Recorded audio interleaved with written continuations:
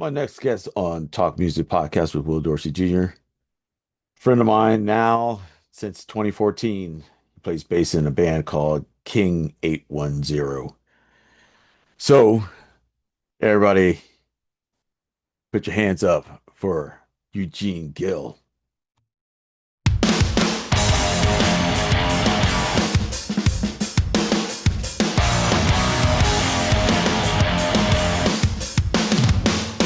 Welcome to Talk Music with Will Dorsey Jr. Every month, Our host Will is going to interview musicians from around the world and talk everything music. Our listeners range from professionals to recreational musicians who want to learn more about the industry, their instruments, and the community of top musicians. So join us, subscribe, and keep up with Talk Music.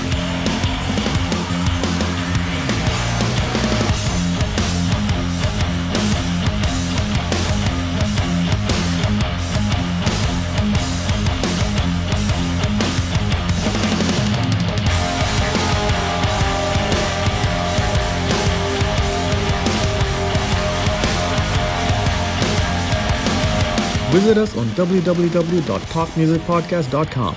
Subscribe to our YouTube channel. Download our podcast on Apple, Google, Amazon, and Spotify. Today's episode is brought to you by our sponsor, eRecord Studio, the new way musicians rehearse, record, and share their eRecord sessions on social media. Visit ERS on eRecordStudio.com. Download this amazing app on Google and Apple Apps stores. Eugene, what's up, Hell, bro? What's going on, man? How you It's been doing? too long. Ah, Hey, man, I'm good. man. Yeah, I'm living. Dude, man, it's been years. Now I see that you're, Eugene Aaron Gil. Is that what you? Well, I just put like Eugene Gil was taken on Instagram. There's Oh, was another it really? one out there that's not my father. So yeah. Okay. So yeah, I don't know. They didn't want to give it up, so I was like, all right, Oh. I guess I'll just go with the first and middle name, which I always thought was like kind of, I don't know. I didn't really have. It was before, like on my other handles, I go by Gene 810, Oh, and I right. just never changed the Instagram one. Right. So Okay. that one's the only one that's still Eugene Aaron, but it's just first and middle name. It's not Okay. like it's not like a stage name or anything. You know what I mean? Right. It's not like Kendrick Lamar. Right. I wish it was. Right. I Yeah. wish it was like Kendrick Lamar, Oh. but Oh man. yeah. Man. Um, could I get into where, beginning of King, how'd you get involved with that band? How did that start? So it really is just David and I have known each other since we were kids. Oh wow. Okay. And when we met, we both were just kids picking up instruments and teaching ourselves how to play and wanting to, uh, just wanting to rock. And I met him through another friend, All right. and we always tell this story about how, I met him, or I found out who he was because he was coming to my school. This guy didn't go to my school, but he was coming over to my school during lunch recess and Right. and talking to this girl who was the new girl at the school, who I was trying to talk to, and I'm Okay. looking out the window at recess going, who is this? Who's this redhead goth dude standing by the tree? Right. And I'm like, and so I peep game, but then, she's like, oh, this is my friend David, blah, blah, blah. And she's like, you should come down to the local, which was our little local music scene spot we go to every weekend. And there'd always be shows there every, Friday, Saturday, and sometimes on Sunday. And we go down there. And I met him and met all these people that were, it was kind of like, I was like 15 or 16. It was me kind of finding my place for the first time. Yeah. I felt like, you know what I mean? Like I'm growing up, as as a black kid in the metal scene. I mean, it's just Yeah. it's what it is, surprise to those who don't know, I am black. Yep. I'm of the light skin variation, but There I you am.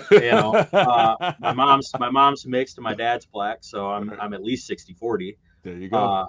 But not many kids like me no one like me in my neighborhood, that's for Yeah. sure. Yeah. Grow up being a black kid in the metal scene, or into metal music, into heavy music, and I was into more than that. I always say I always had something of everything in the house. I had one uncle that was into rock, with one uncle that was into rap. My mom was always listening to R&B. My grandmother listened to oldies. Like, I got a taste of everything, but Damn. being into the stuff I was into, when I start finding my own music and I'm listening to Korn and Slipknot and Rage and then I'm at Hot Topic, I'm buying the Jinkos, the spike Right. collars, the black nail polish, everything, and so it's Yeah. like, getting into the local music scene was where I finally found like a home, Mm. with people that were into the same things I was. And Right. so that's, where I meet David, and we just, said, hey, I'm trying to start a band. We had hung out for a bit or whatever, and then I had this band I was trying to start with some other friends. And then, it's like, okay, hey, we need a guitar player. Hey, we need a drummer. And he's like, well, I play guitar, and my cousin plays drums. And so we started that band, which was just everybody's first band, right? It's Oh, terrible. It doesn't do anything, but right. it sets the foundation for him and I playing together. And we've just always stuck together through every failed little local band project, until we landed on King. Wow, dude. Dude, man. I mean, when you guys perform, I'm gonna tell everybody right now, man, you gotta watch, especially this guy right here. This dude's all over the place. Are you still like that? Or Yeah. Well, when I got room, there's more things on the stage now. There's more things getting in the way, and there's the things on the stage are nicer okay. than when. Back then, we had stuff that's like, okay, like this stuff's gonna get roughed up. Right. But now Yeah. it's like, shows are, the gear's a little nicer, I'm a little less willing to part ways with with Right. equipment, Yeah. and stuff's getting more expensive. So Yeah. I'm not as destructive. I still try to, stay active, up Right. there. You know, just I think within reason. I think if the chaos gets a little more controlled every year. Right. And I don't know if that's old age slowing me down, but I don't know. Oh. I like to think that it's not, man. I like to think that it's not. Dude, I just did this last tour we did with a knee injury, and I tried to kind of just hide it, Oh. and it's fine now, Right. but it was fresh at the time, so it was kind of hindering my movement. And I'm up there thinking like, man, I look like crap right now. I'm slow. People think I'm getting old. I'm losing the juice. Oh I'm in man. my head, while I'm playing, thinking I'm not doing enough, and then, Right. somebody comes up to me afterwards. It's just like, dude, your stage presence is insane. I don't know how you, move up there and, all this, you got all this stuff on you and just, you got to be dying up there. And I'm just like, I guess I still got it then. Cause Right. in my head, I'm thinking like, dude, I look just slow. I look depleted up here. Because Oh I'm just man. thinking like, man, this knee thing's killing me. But it's all good now and everything's fine with that. But Wow. Dude. yeah, Hey man. I I was gonna still get down. Yes, I right. still get down. But you're still getting it. I know you are, man. I know Yeah. you are. That's the one thing, like one of the things I loved about like all you guys. I mean, even David, you know what I mean? So, I mean, are you guys, I don't know what's the stage present is now currently. Mm. But because I know he used to throw himself all in black or Mm. whatever in this. I don't know if it was Mud. paint. It Was it was mud. mud? It was It was mud. mud. It was Oh, mud. It was soil on the Mayhem Fest when you right. saw it. It Right. was soil, yeah, before Fatter on the Heart, which used to be the last song that we would do.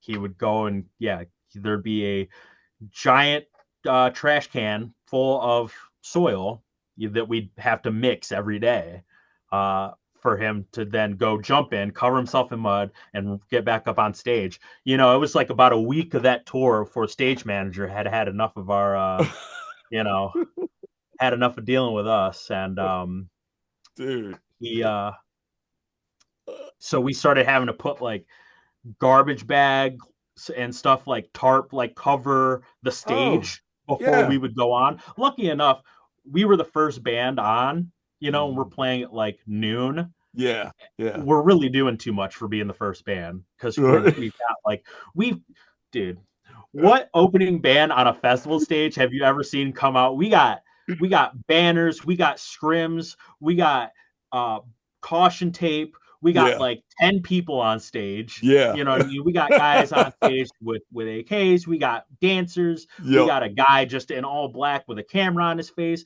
and then we Oh, got this guy going and doing a wardrobe change and getting into mud and coming back, you know what I mean, and getting flinging mud all over the stage. And it's just like, I'm sure everybody like behind the scenes on that tour was just looking at us going, what are these guys doing? dude. Like, what? Who approved this? You know what I'm saying? Whose man is up to? But man, I gotta tell you a story.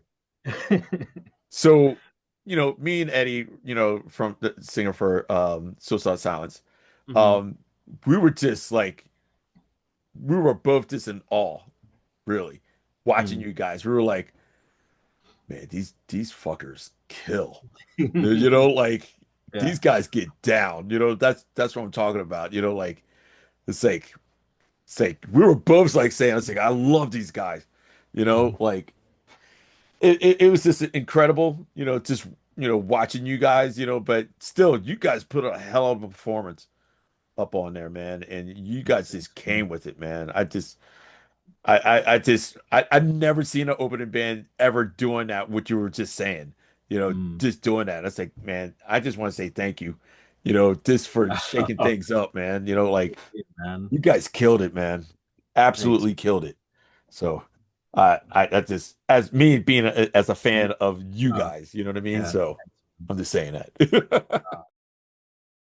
Hey, what's up, y'all? This is Will Dorsey Jr., Talk Music Podcast. If you like what you see, please hit that subscribe button, that little red button on there. Just hit it. That will help me out tremendously.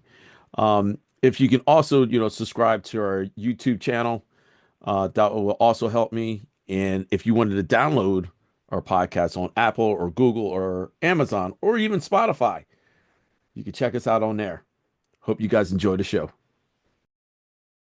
Today's episode is brought to you by our sponsor, 𝐸 Studio, the new way musicians rehearse, record, and share their 𝐸 sessions on social media.